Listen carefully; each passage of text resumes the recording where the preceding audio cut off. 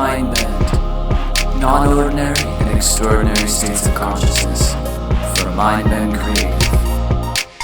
Sarah, thank you so much for joining me on the Mindbend podcast. Thanks for having me. Great to finally meet you. We got connected by a friend, Riley Cote, and this has been on my radar for a while. I love how many connections and meetings have opened from me being exposed to this space, which I think I might have told you before, but I had never had any study of or interest in the field of psychedelics prior to being hired by Psychedelic Spotlight in 2020 to create video content based on some other unrelated video work that I had made. And ultimately, it just wound up being that the subject matter is something that I happen to care about, which I think boils down to how can we continue to become more at peace, more high functioning, treat ourselves better and treat others better, alleviating suffering, alleviating endemic, disastrous, habituated patterns and sicknesses. And you're a doctor and you know all about that. You know all about sickness, you know all about emergency medicine from your time. Well, I guess you can tell us all about emergency. That's something I really wanted to hit on with you, emergency medicine and the awareness of psychedelics within that context as well. But if you'll give us just a nutshell of a background, I would appreciate it. Sure. And I'm so happy to be here. I love Riley so much. And so I knew when he said to connect, I was very looking forward to that. Yeah, so a little bit about my background. I went to medical school and ended up doing a residency in emergency medicine.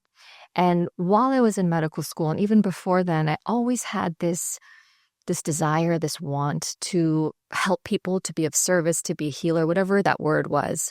And I found it just logically made sense, go to medical school. And when I was in medical school, I felt that while we were doing some incredibly transformative work, I felt like we were on the forefront of science for so many different things.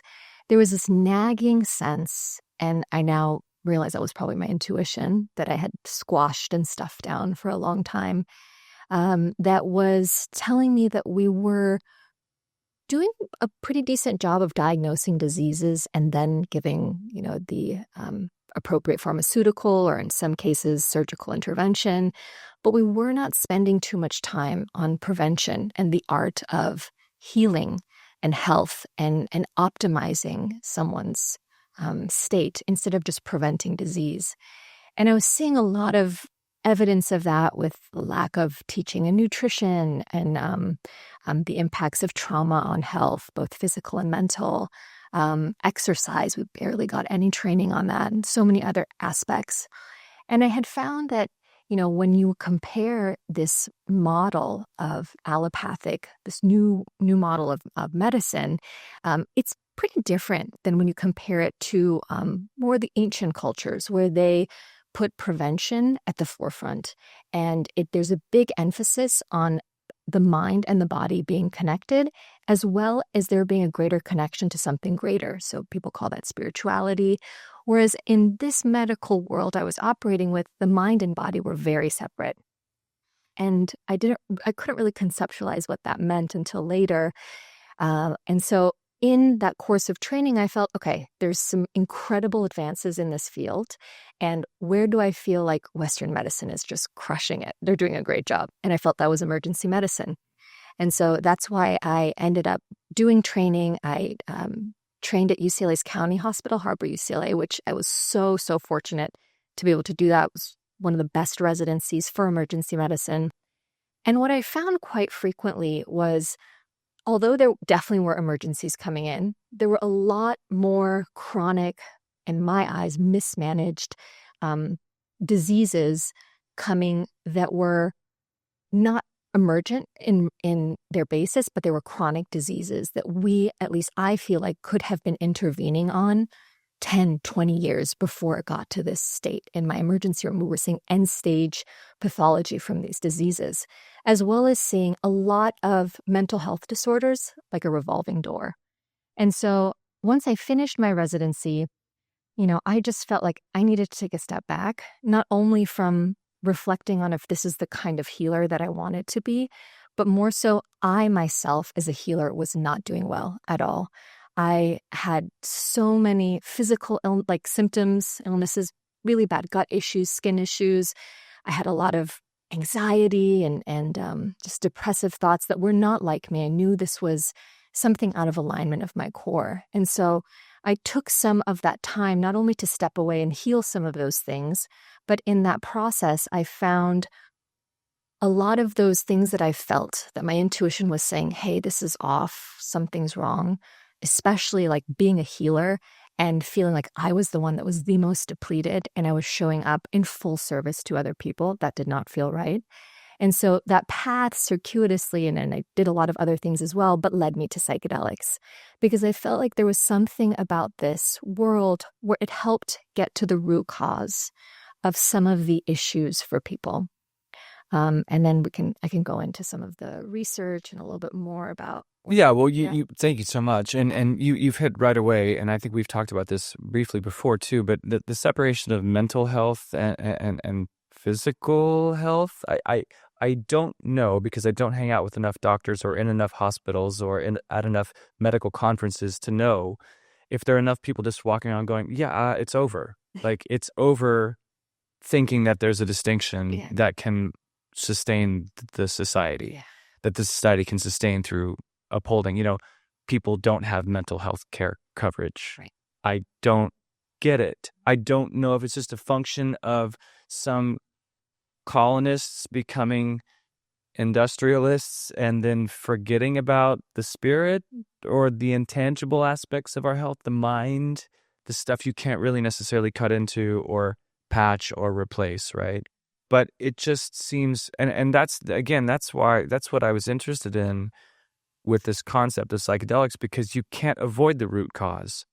And in any sick or toxic environment, it's the root cause. It's not the symptom. The alcoholism is a symptom of the root cause, right? The abuse, the spousal abuse, the child abuse, it's all symptom, right? And I guess, is it just that the institution is more, it's just harder to treat the root cause, or is it more profitable to treat the symptom, a combination? Because lay people can only speculate, right? You have to get your hands dirty in this stuff. Well, I think you touched on a lot of things, and it's complicated, but I think it's a little bit of everything you just said. So, on one end, if we distill, this scientific revolution that we've had, it's really based on mechanistic reductionism. So, if we can find the one biological aspect that is going wrong in the body and find one molecule that repairs that, goes into that receptor, fixes that. And while that has worked well for some things, we are using that model for a lot of things. And I don't think that it's a one size fits all. There's a lot of function for which that model is absolutely appropriate. Exactly. Yeah. Like, for example, when you have genetic mutations, that reductionistic model is beautiful. We really want to know what that mutation is and then create some sort of, improvement for that. Or even for infections, like viruses, there have been some phenomenal pharmaceuticals that have been able to target for example, HIV medicine, phenomenal use of Western medicine. But what I find a little bit harder to wrap my head around is, mental health.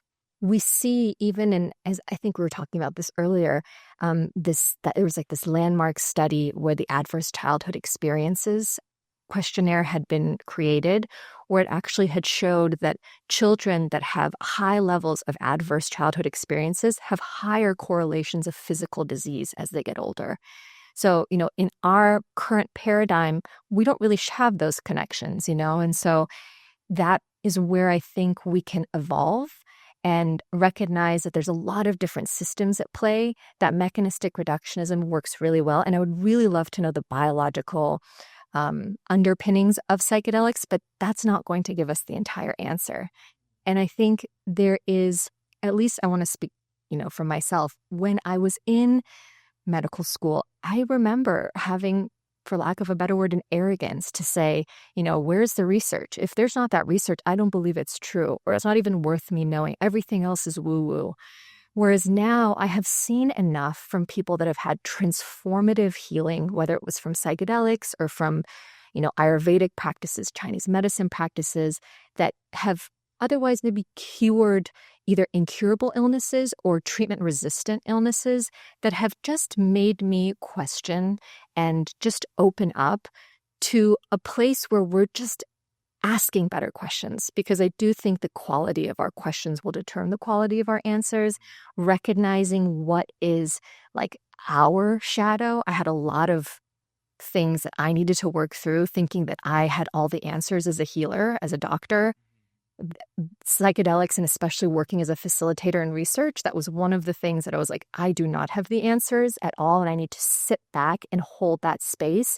But I can create safety for them to get to that end goal. But I am not going to be the one to provide them that medicine or that healing. It's inside of them. And that's very different than the current model of Western medicine that, I was taught.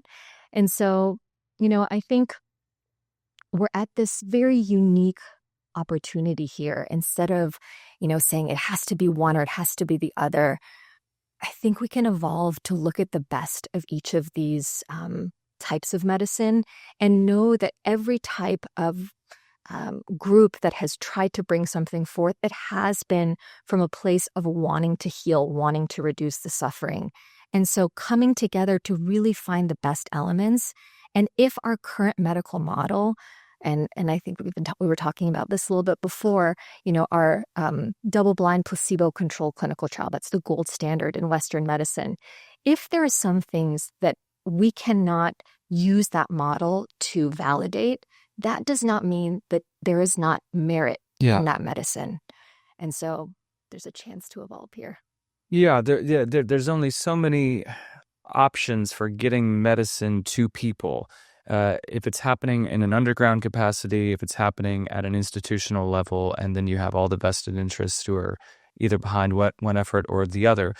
So much I want to talk to you about. I'm trying to keep all the questions, Sarah, together in my brain. But before I forget, I was so thrilled to hear you on the Sam Harris podcast. Yeah. I thought that was so rad. You and I had connected prior to that, and then we hadn't spoken for a little bit, and then I heard you on there. And to me, that's just another example of how this conversation continues to be more and more on the forefront of what people have access to in terms of media. From getting my mom a copy of How to Change Your Mind or whatever, to seeing a special on Netflix, to hearing more podcasts. And I know you've had a discussion previously with Chase on the Ever Forward podcast, who has this studio, and you covered a lot of ground. And I want to try to get into some nooks and crannies that I don't think you touched on there.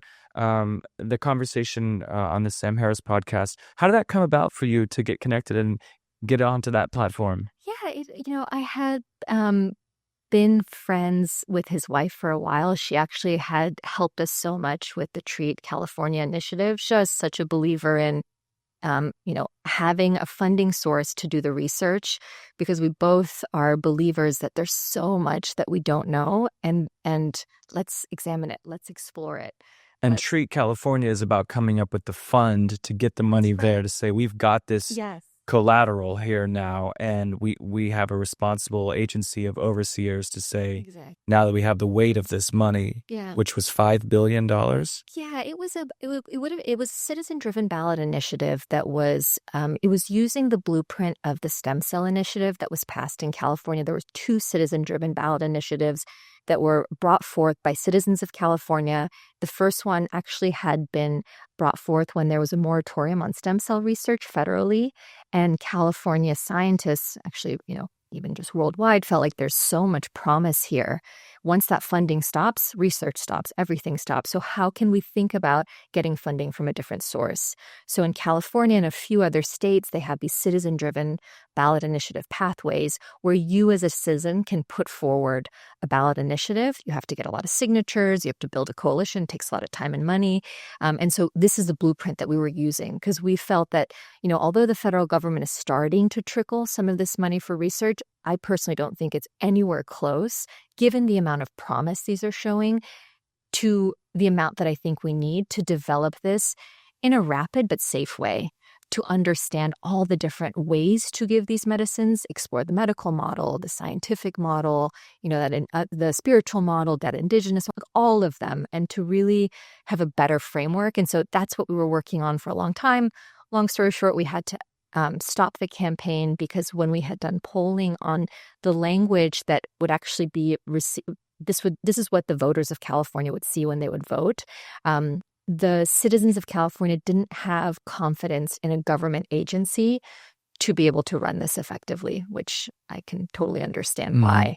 And so that is actually where I had met his wife, and we had really worked closely to just try to get funding. And this felt like one of the most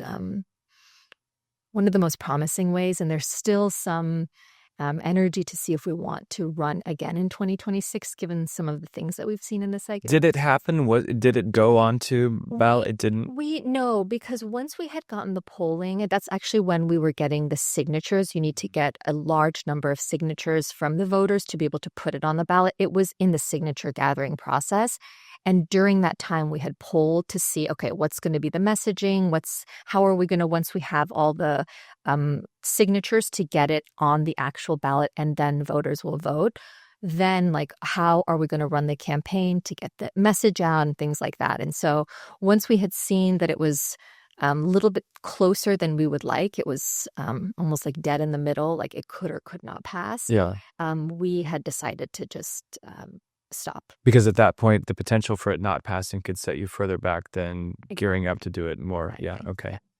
I think I have no choice but to really bounce around because there's so much I want to cover with you within this hour. So one little experiment in the name of science that I wanted to conduct with you today, if I may, throw you a name of a classic psychedelic and have you in less than 30 seconds or right about 30 seconds, just tell me what it is or what it does or what you think of in 30 seconds of that compound, okay? So if I say, and you respond in 30 seconds, LSD. Yes. So LSD is actually one of the, I was on a clinical trial looking at LSD. Oh, I'm not going to be able to do it in 30 seconds. But maybe I can just say the latest clinical trial is actually looking at LSD's role for generalized anxiety disorder. LSD is a synthetic psychedelic that has been around for a long time. It's unpatentable, but some of these new companies are, figuring out different ways to change a couple of things to make it patentable.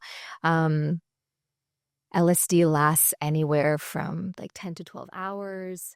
I think my 30 seconds are up. That's great. Yeah, now this is just to put a medical doctor right to that clock and say, go. Magic mushrooms. Magic mushrooms. So magic mushrooms, the active ingredient being psilocybin ends up becoming psilocin. When you take that magic mushroom, I'm probably just going to say things that I want. It might not be necessarily, okay. Sure, yeah, and this can be as artistic or free associative as you want it to be as well. Yeah, so a lot of times in clinical trials, we're actually taking that psilocybin, but I think it's also important to know that there's an entourage effect in magic mushrooms itself. So it's not just the psilocybin. There's all these other compounds that are working in synergy together. So there will be some people that say that natural compound with all of its ingredients together, there's something very beautiful about that. In research, some people will say you need to have that synthetic version so it's very clear, we can reproduce it. Other people will say, no, you can naturally reproduce natural psilocybin. Sorry, I'm getting in a rabbit hole. But that's a lot of the, there has been a lot of research now showing psilocybin's effects for end of life, treatment-resistant depression, and a lot of physical illnesses, which again, I don't think there's a distinction between physical illnesses and mental illnesses. We're seeing a lot of improvement in that way. I was part of a phase 2 clinical trial looking at psilocybin's role in depression. Very promising. So you have so much to say on everything, and 30 seconds is overtly unfair, but I just wanted to bring it on you as an experiment and just for fun, right? So in a tight 30, because we could go for hours on each, as you know, and I would love to hear you. 30 seconds on MDMA. MDMA, so that is a synthetic medicine. Some would call that more an empathogen. So they would say it's more of a heart opener instead of a classic psychedelic. That's another argument. MAPS, the Multidisciplinary Association of Psychedelic Studies, has been looking at this compound for nearly 40 years, trying to go through the regulatory bodies to get this FDA approved. There was a recent they had actually finished phase 3 clinical trials, and the FDA unfortunately voted to not approve that particular MDMA plus therapy combination, asking for more additional evidence. Great. Hey, you're doing great. This is the last one. I'm going to enforce some hardcore rules. So 30 seconds, and just let it be as impressionistic and detach from your wealth of knowledge, and just give me like a gut feeling or a lyrical approach to 30 seconds on ketamine. Okay. Ketamine is a fascinating molecule. I have used ketamine in private practice. I have seen a lot of people that had used other psychedelics that did not help in their healing from treatment-resistant conditions, and then ketamine was that final medicine that had helped them. Ketamine works in a very different way than the classic psychedelics. A lot of people will argue it's not a classic psychedelic. It biologically can have antidepressant properties, and you can also have psychedelic-like effects as well, especially if you have the right set and setting. So a lot of people are using this now for treatment-resistant depression and acute suicidality, even though ketamine initially was FDA approved as a sedation agent. And actually Spravato is the only FDA approved use of ketamine. It's this intranasal ketamine. It's actually the different, like it's like the S-ketamine and not the racemic ketamine, which some argue is even better. I'm going down a certain. But I think ketamine can have its promise for some people. I think in the right set and setting, it can be very powerful. But I think it also can, like many other things, be abused. And so we just need to be careful. As illustrated masterfully by that just little touch base on those four notions, so much difference.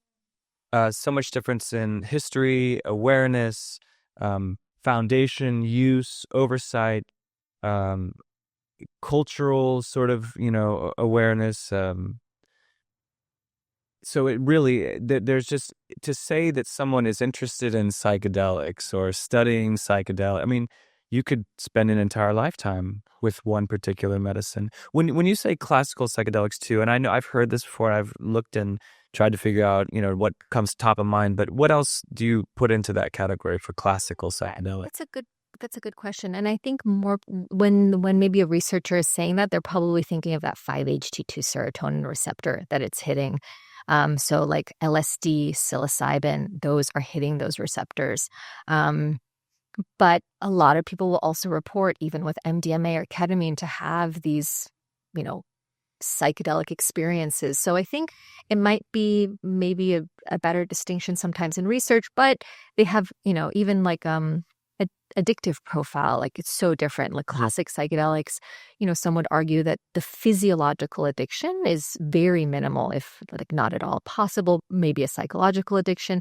Ketamine might be a little bit different. So I think for them to be able to say, okay, these are the receptors it hits, and because of this, then it has this type of profile, might be more helpful for them. Yeah. But I also feel like, and this is what I found, as a lot of people have personally experimented, some psychedelics just fit better with their chemistry, their physiology. I don't even know what it is exactly. And so, the classic psychedelic for some person might have them, it might just not work well for their body. So that when it was something we were actually going to explore and treat, is to really understand the different phenotypes, because different people have a different chemical neurotransmitter makeup. And there might be some medicines that are just much better suited for them. So And then it's a question of better suited, like, is an adverse reaction really adverse on the deepest, most alchemical or spiritual level, right? Like, do you really want to weed out the hallucination? Do you really want to separate the trip or the arduous component of having to look at things that you don't want to, or bringing? Because I think we talk about adverse, I mean, of course, there's physiological response, and that's one of the things they have to check for before ketamine therapy too. How's your heart rate gonna, how's your heart gonna handle this? But how's your soul going to handle this is a different question, right? And when we talk about like adverse reactions, I'm sure that doctors have a whole pantheon of things that they're looking for and could classify as adverse. What is the idea around adverse reactions first level when it comes to psychedelics? Yeah, and I think the way you were breaking it down, even with ketamine, I love how you did that, because there are some things physically, like if you have really high blood pressure, if you have anything that makes it dangerous for you to have an elevated, a temporary, it's very temporary elevation of blood pressure, you might not be a great candidate for ketamine. Or if you are going to do it, you're going to be in a very monitored state with, you're looking at the heart rate, not in an office setting that doesn't have any of that. So that physical, those adverse events, it's more like you're just like it's that medical clearance before you give this to someone just to make sure they're going to be a good candidate. But the soul adverse events, the mental health, like that's a great question. And I think a lot of people were discussing this with the MDMA study, when some people, and again, I do not know the answer to this. And it's just, I want to plant it there so we can speak about it more. There were some reports that some people had potentially worsening, suicidality or increased anxiety, whatever, after getting MDMA treatment. And so it begs the question of, when you are going into that dark place, whatever that thing, that root was that has caused the PTSD, or especially in this case, PTSD, of course, there's going to be that weight with this. And as you're exploring it, especially with healing, because healing, at least in my view, is so nonlinear, sometimes can it get worse before it gets better because you're so raw and you're open and you're seeing a lot of things that the psyche has very appropriately kept in the deep, dark corners, but it's popping up in ways that are not helpful in everyday life, as in PTSD. And then there's this argument in the research community where some people say, yeah, why do we need the psychedelic? Like, can we have the same effect without the psychedelic? Use that neuroplasticity and still feel like if we have this window of neuroplasticity with a non-psychedelic psychedelic, which I don't even like that term, why don't we try to have the best possible outcome by adding integration to it, adding new tools, new things, not just give someone a pharmaceutical and say, okay, go for it, because that might be the easiest way that it works in the paradigm that we have now. I don't know. I think, and there's also a distinction between, let's say, the rating scores, the disease, the depression score, the PTSD rating score is getting better on a clinical trial. But does that actually mean that a human being is doing better? Are they just suicidal free? Are they PTSD free? Are they depression free? Like, is that where we want to stop? Or do we actually want someone to be at another level of being human, at this optimal level that I don't think we ever really touch on? And I think that is where I'm really interested. I think that's what medicine should be moving towards. Yeah, I think it can. I remember when all the assholes in high school started smoking pot, and they were a little less shitty to me and other people. And I'm like, okay, so now they're like softening because they got into a different kind of music and weed. But I'm still fairly mistrusting. I mean, I'm actually extremely trusting, but I know how it feels to be burned by people, and I really like nice people. I really like people who want other people to feel well and happy, and they consider that, they think of it. And I think on this planet, you don't always run into that. And I think you can see a lot of that in psychedelic communities and weed communities and whatever you're in. There's still a lot of people that just aren't that nice. And they can do a lot of ayahuasca ceremonies, and they're still not that nice through all that, right? But a good hug is really good medicine. A friend that will actually listen to you is intensely good medicine. A new peer that comes into your life, a teacher, somebody who like makes you feel heard or recognized or held up for the first time, that's profound medicine, right? So if some of the asshole frat boys who started smoking weed and finally chilled out can go to a conference and they can sit and do eye gazing or open up their hearts a little bit, great. But what I'm getting at is like the need to get people together and do integration in new containers. So I'll visit containers in a sort of journalistic capacity, and I'll see people kind of trying to put the ideas into practice, into physical practice. What kind of physical practices like are you seeing? Because you mentioned integration, and a lot of times I think that that's bullshit. Like I think that people throw that around as a way to say, hey, look, I'm not just talking about psychedelics in a reckless manner because I know the word integration, but I don't think it gets really followed through on in a very robust manner. And I think it's just lip service a lot of the time. So are you seeing like integrative practices? Because you studied at the Center for with California Institute for Integrative Studies. Is that what it is? CIIS? Yes. And so I hear that term and I understand the potential of it at once, and then I'm a little bit leery. I love that you brought that up because I find that there's something, and again, I think it's just maybe the growing pains. This is, at least I feel like our, this culture in the West, like we have not been raised in a society that has had these non-ordinary states infused in culture, infused in tradition. So, I think people are just trying to understand it. And I think this is just the growing pains and hopefully to stay open and say, okay, maybe we need to intervene. Because what I do find is there are a number of people that will continue to look for that elated state, that profound download, whatever that is. And constantly, it's almost like that, to me, is that psychological addiction where it's like, you don't want to stay in this grounded world, in this human experience. You're constantly wanting that next huge revelation. But all of those things need to be integrated days, weeks, years, a lifetime. And I have found maybe for me, some of the wisest people, they will maybe have an experience and then they don't do it for a really, really long time because they're like, I have a lot of things that I need to be able to work through. And what I find at least really helpful for me is and again, I don't think that they have all the answers, but, looking at the indigenous cultures that have come before us for thousands of years, how they have handled this field, and I never forget reading in this book. There was a Western psychiatrist that had asked a Maori elder in New Zealand, how do you deal with different mental health conditions, depression, anxiety, PTSD?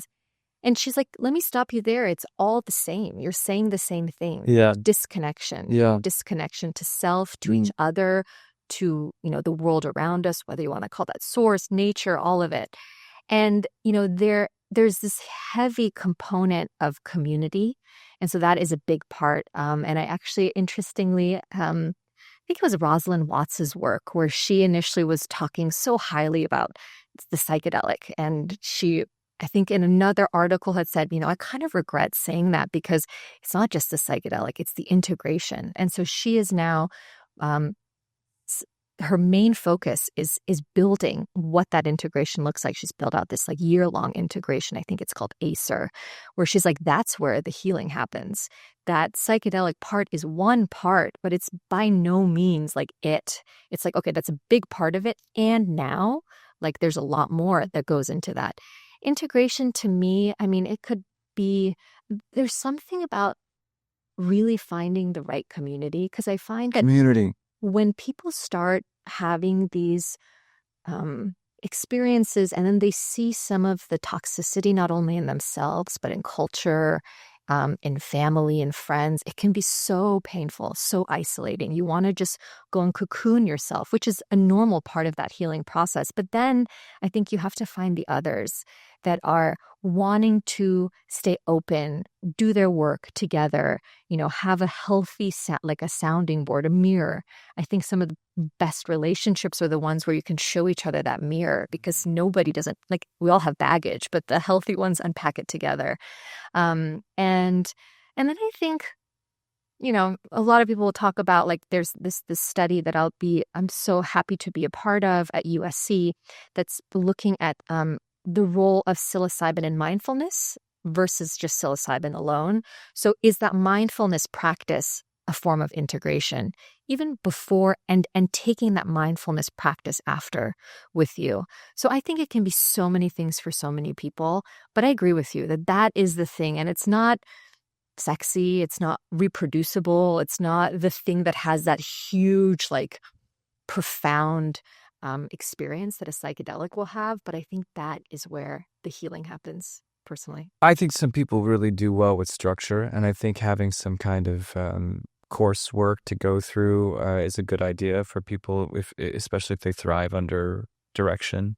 The addiction thing is so fascinating for me in this world because, like, addiction's been a part of my life and others around me, and I've seen and I care about it, and I really feel like in the psychedelic world, the things that have made me most excited story-wise or made me feel most compelled, the conversations I've had where I felt like, okay, this is really, really, like, there's merit here to be having this conversation, but it's about breaking addiction, because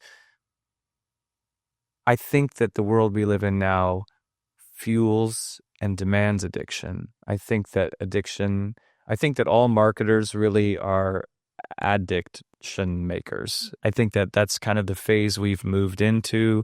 I think our consumer electronics work on the biochemical truths that support addiction. And I feel like some people are talking about it. I feel like it comes up in this space, but I think there's going to be a price to pay further on down the road, especially as today's children become tomorrow's adults. And so I get fussy about addiction, but when I hear stories about ibogaine breaking opioid addiction, really, and then I think, well, maybe it wasn't opioid addiction before 2,000 years ago. Maybe it was some kind of behavior, or maybe it was equated to some kind of possession, but however it was looked at and it was treated and something changed. But if you're poor in America and you're addicted, you're screwed, and right now there's not enough opportunity for people to try ibogaine if they have nothing. So as someone who's on high profile podcasts and working with funds of $5 billion, like, where's the conversation around the least of us and what that looks like on the ground for psychedelic research and implementation? Yeah, I'm so glad you brought this up because, that's why I was so drawn to policy, is because I think this is exactly this is where federal and state money should come in, is to be able to not only fund the research, but then access. So a big part of TREAT, the A, was access, and to be able to subsidize these treatments for people that cannot afford them. And it usually is the most marginalized in our communities that, not, I'm saying need it the most, but they really, really need it. I mean, everybody, you can argue, needs, these resources and these therapies or mental health support. But, like, to be, especially in those communities, not only do they not have access, I just don't think they have the privilege, the ability, the bandwidth, unfortunately, to take that time off to do some of the healing of some of the shadow stuff that will come up. They have to go back and make a living or work those 3 jobs, support, it could be a single mom. Like, she can't take off a few days from work. Who's going to, the simple logistic of who's going to watch her children, who's going to pay for that food. Those are all the things we're actually thinking about for TREAT, because you need to look at the entire structure of a human being. And, while I do appreciate some of these other models, the state models, the state-by-state regulated access models, and I get their version 1 and they're going to improve, but they are thousands of dollars, and so, I understand everybody starts somewhere and it gets expensive and hopefully the price will improve, but right now it's for the people that are very lucky that have that type of financial ability. And I think, this is where, again, I do not know. Before I had stronger opinions, and now I'm not exactly sure. But, if this was ever to be incorporated into a medical model, the argument would be this is to be able to get this insurance covered by insurance, that would really improve access for a significant number of people. So that question of access needs to be, like, first and foremost being discussed, being talked about. And I know everybody else has their, some come from a research lens, so they feel like their job is to prove the research and the science. But I really hope with all the people focusing on policy, that needs to be first and foremost. Like, what is the structure needed to help these people? Because, I was very lucky to work with some phenomenal veterans, a group of Navy SEALs that would go down to Mexico to get this ibogaine treatment. And, first of all, they were just like, why do I have to leave this country to go and get treatment in another country? But it was to be in those very, very raw, very sensitive psychological states, and to have to go to another country to get these, it just seems outrageous. And then they're coming back and they're telling us, again, not that this is perfect and it works for everyone, but these are powerful and we need to study them and look at them. I mean, this is exactly where I think federal funding comes from, is we have to use that to explore. And so never in a million years did I think I'd get involved in policy or policy research, probably yes, but I don't see anybody else making those cases. I do. It is rising. It's all just, citizens saying, hey, we need this. But unfortunately, the policymakers, the politicians, I unfortunately don't see that push to really give the space and the resources to study this appropriately, so we actually do have access to it. Yeah, I think that a lot of people don't have a voice to put up the white flag or the flashing light to say that help is needed here immediately. I want to talk to you about the long game, because, but before I do, a couple of things I want to make sure I touch on in our window, but framing this whole conversation within the context of the long game, because you're looking every day at things that will affect the long game, and the sea change that's occurring now is going to have effect over a long period of time. So before we're done, I want to talk to you about what you think the long game really is, and what the most direct route to affecting sizable change on that. But because the podcast is called Mindbend, Non-Ordinary and Extraordinary States of Consciousness, you were doing your residency during the pandemic, is that correct? So you were in emergency rooms, and you alluded to it earlier, but witnessing how the effects of COVID-19 were blowing up pre-existing people coming with pre-existing conditions, and you were thinking more about preventative. But as somebody who was just in that space, for my own curiosity today, what was that like? It must have been mind-bending to be in the epicenter of action like that. Yeah, no, I wasn't. Thank you for asking that question. I was a fourth-year resident, so that's the time where, you are the main person seeing the patient. You're intubating them, if they need a breathing tube, you're doing all the procedures. So you are very close to every patient. Usually your attendings are close to you, watching you if you need support, but you are managing that patient. And then you're managing the teams under you. And so, initially I've never felt a fear for my life, because we just did not understand this virus. We didn't know if it was airborne. Are N95s going to work? Is it safe for me to come home? I'm so afraid. My parents are older. Am I giving something to them? So just that fear. And then when there was the lockdown, which I understand why, but I usually, especially after working in the emergency room, I have to be in nature. I have to clear that energy. I have to walk by the water. I couldn't do any of the things that I usually do to regulate my nervous system. And so it was just adding compounding difficulty. And then I think the hardest part, because I have a lot of colleagues that were doing residency in maybe more affluent areas, or, UCLA Reagan. And again, I'm not saying that there wasn't death and loss there, but my understanding of it was because UCLA Harbor is a county population. So these are people that do not have access to healthcare, we're the safety net. They're waiting for end stage pathology to come in, things that could have very well and easily been prevented if someone could have accessed them or taught them about diabetes or high blood pressure. So the end stage of diabetes being, kidney failure, amputation of limbs because a limb has gone infected, things like that, where I just this doesn't have to happen, but it was happening. So when you have those states, your underlying metabolic health is at jeopardy. So your immune system is lower, there's more inflammation in your body. So you are not going to be handling a disease like this, as well as someone that maybe does have more resources, does have access to healthcare, doesn't have that underlying metabolic disorder, is eating better foods, more exercise, more time to take care of themselves.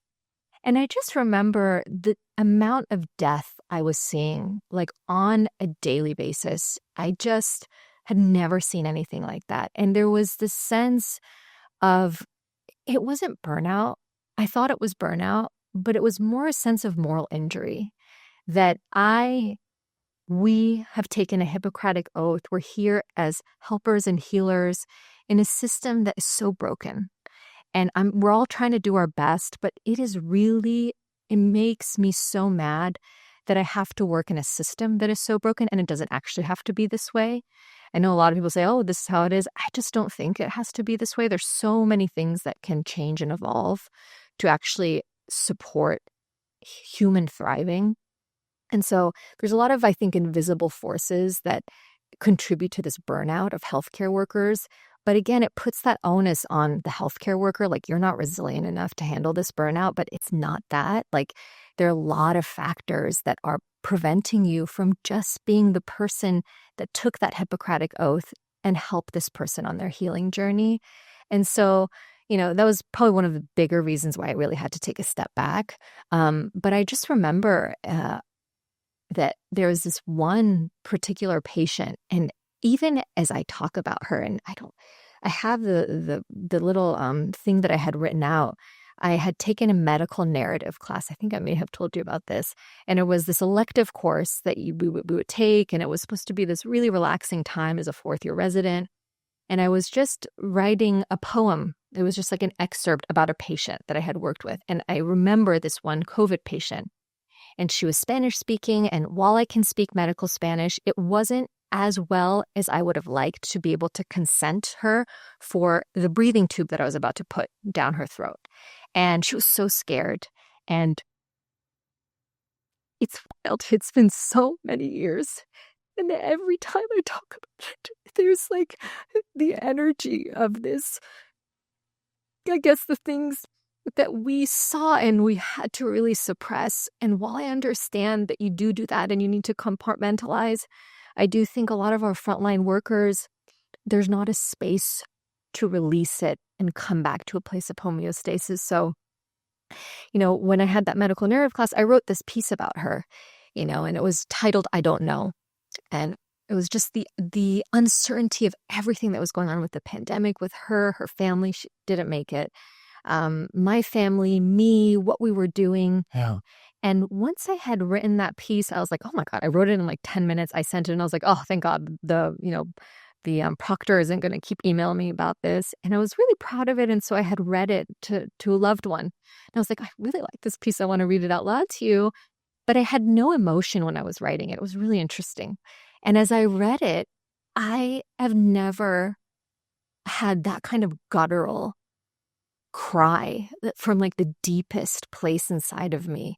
And every time, even now that I read that piece, I still feel that same feeling where it's just fascinating to me, the mind and the brain and like what it keeps in these darker corners tucked away to maybe keep us okay, keep us moving forward. But, all in all, that time was wild, and then you have another group of people where, again, I understand because their worldview is very different. They weren't seeing what we're seeing. They're just saying it's not real. Yeah. I had people very close to me saying it's not real. And the pain of that, to be like, you are not seeing what I'm seeing, and even if it's not necessarily that it's overtly not real, that it's happening for a particular reason, and therefore I know something about it that you don't know. Yeah. Yeah.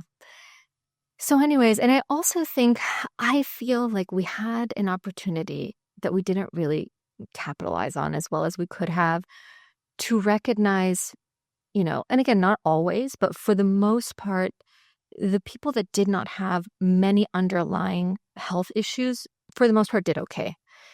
And I felt like that was an opportunity to say, okay, what can we do to strengthen, prevention, prevent our bodies from ever getting to those disease states, to more of that immune compromised state, that metabolic dysfunction state, so that if something like this happens again, or they get this disease, like, we have the best chance. The vaccine was helpful. I remember, before the vaccine, what I was seeing in the ER. And then immediately once it came out, and this is just personal, this is what I saw in the ER, the death plummeted. I did not see people dying at a rate that I used to see after the vaccine came out. So whatever anybody wants to say about that. But I also think there's another level of caring, agency over our bodies. What can we do to care for ourselves? And that's what I hope. I wish I learned more in medical school so I can teach my patients, but thankfully, I do think there's a lot more of this information coming out that is the number one priority. Prevent, prevent, prevent. Look for any indication that there's starting to be metabolic dysfunction. Your body is beautiful at telling you that something's off. Listen to those clues. I felt it with my skin issues, and I didn't know that my body was saying, hey, you have raging inflammation in your body. My gut was just a mess. And so when I did that, and I did a very slow healing protocol to fix that, my skin stuff went away after 2 decades of trying nearly every conventional medicine. So again, that's what I'm saying is, let's try to hold it all, like the beauty of that Western medicine, and then also the beauty of this prevention, what maybe alternative or more ancient practices have always put more at the forefront, is prevent disease. And the paranoid person in America in 2024 would say the powers that be have no interest in us preventing disease because they wouldn't make any money unless we got sick, right? But I don't know, I haven't studied enough about, you're a doctor, and you're not worried about people not getting sick. But I know that there's an interest in people being sick. Yeah. And, if you just look at, and this is not a conspiracy, but if you're looking at, a lot of these, because people will say, well, just, follow that money, right? So if, a pharmaceutical company or these hospitals, if the person is not sick, then they don't make a profit, and some will argue, that's not the case. You need that capital to encourage, the research and the innovation. So on one end, I can understand that. But I think on another end, that can be there and exist, and it still doesn't take away from us as humans teaching each other. There's so much, as I was exploring this prevention world for myself, okay, maybe there are some interests that don't want that, but let's just tap into our interests. It so intuitively makes sense to me to try to do as much as I can. And a lot of these are very simple, and you can always go down a bit of a more complicated rabbit hole and do more advanced testing. Sure.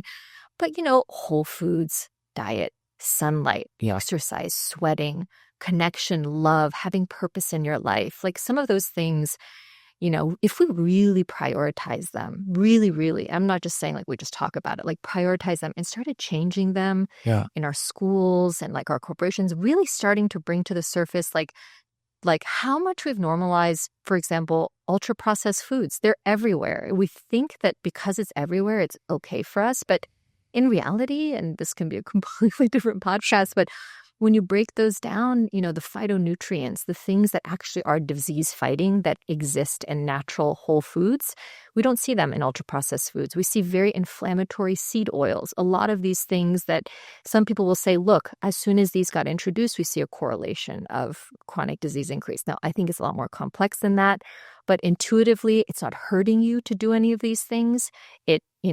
Some people will say, oh, it's too expensive. You can do it in a very cost-effective way. So it's more just about talking about it, changing the narrative. Again, if there are those interests that aren't interested in that, that's fine. I think the interest of human thriving and optimal health, that is more powerful than anything we can imagine. And the last thing I'll say on this is there's something about the human body that I've seen time and time again that when given the right environment is incredible at healing and thriving from things that some people will say, I didn't think that you could get better from that, So that's one area that I'm really excited, and I'm just naturally seeing it Yeah. more and more. Yeah, it is up to people to be resourceful, independently resourceful, and seek out. That's always the hope with having any kind of conversation on this podcast. That just as I've found information that's benefited me on an independent research level, like I hope that people can stumble upon something, and I know it has happened, and I'm very grateful for that. And that's part of the reason why I like to have a lot of different voices, bringing different areas of expertise, interest, passion to this forum, because that's all medicinal in a way, and you take yourself and everything that goes into that into each experience that you have. If it's a psychedelic experience, you're going to take your nutrition into that, right? You're going to take your sexuality into that. You're going to take your sense of humor into that, So I'm trying to create an integrated platform here as well. And I do think too that what you said in response to phenomena that we endure, like societally, like who's putting together the body work, group body work, go to the beach and scream moments for the frontline people, like who's putting the group together to say, you know what, like I'm going to do this thing. I heard this podcast and I'm going to put a flyer up in the ER or the break room or whatever and say, we're going to go on next Sunday. We're going to go to this public park and we're going to do this like breathing, or I'm going to bring a friend in and they're going to show, just trying to be innovative, right? I mean, I love that you said that because I wasn't seeing people do that. So then I started doing that myself, and so I have not only done that with physicians, there's a part of my practice now where, I want to blend, where I think, that conventional allopathic medicine is so powerful. And, there's sometimes the lab testing that really helps me elucidate something, but then blend it with everything else that I think I know now, and I know it's going to continue to evolve, really goes into healing. It's not only nutrition and lifestyle, it's like nervous system regulation, emotional intelligence, like purpose, all of these things that really like encompass someone's holistic well-being map.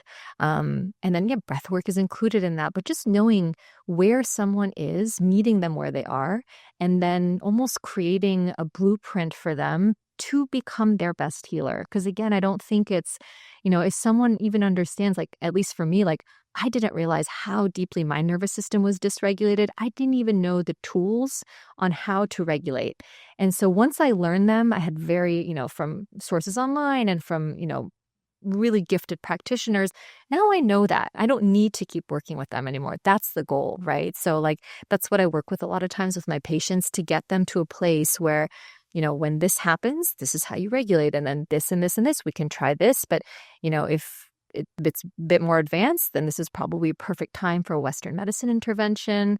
But like, we need more of those people, because there has been times where I'm like, it's a bit challenging to go not against the grain, but evolve from a very strict allopathic practice, legally, all of these things. But I personally think that is the future, is like, when something goes wrong, beautiful, but prevention, number one. That is like, it's almost like your doctor is like your health coach, and almost we're using AI as a tool to look over everything else, so you have that human interaction with that person that is optimizing you as a human being. That's at least my hope. Well, I think you just touched on what I would want to conclude with. We hinted at earlier in the conversation, the long game.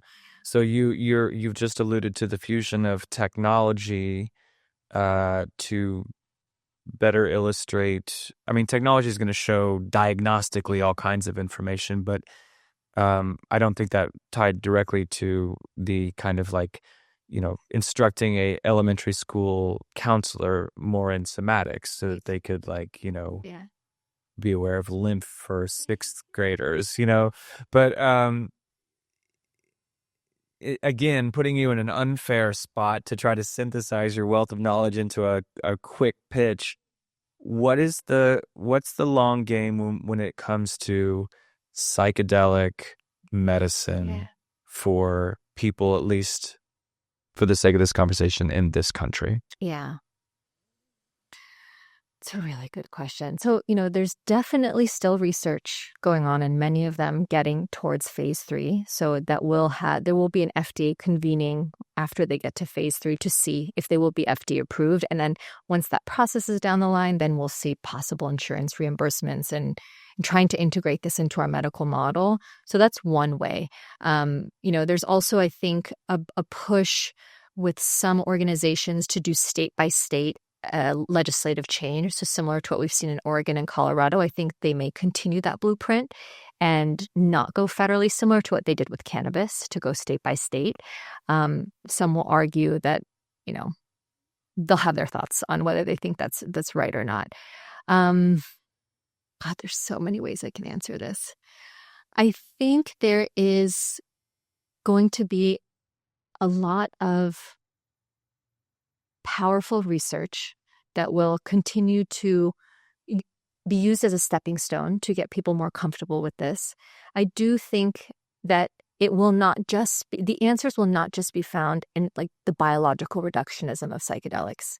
I do think if we don't, at least it's so personal, this is just my personal opinion, that if we don't encompass the more greater, almost that transpersonal approach for someone's health, how their health is so deeply connected, not only their mental health to every part of their like physical body, to each other, to the world around them, to how we treat each other, to our deep interconnection with nature. All of these things that, I would say that these indigenous communities that have been using them for most of the time, even though they have not even known of each other's use, that blueprint of how they used it seemed awfully familiar, similar.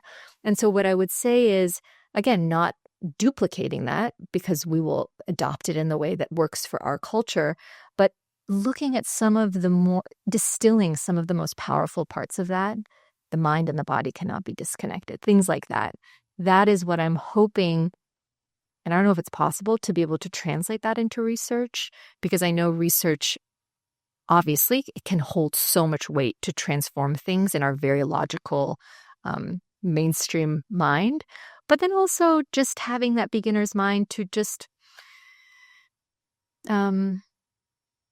letting a space be okay to exist, that not all the answers may be found there. And I honestly don't know what the future is. I don't know. I really don't know. I think the more I do this work, I think that this will evolve in the way that, I don't know, it wants to.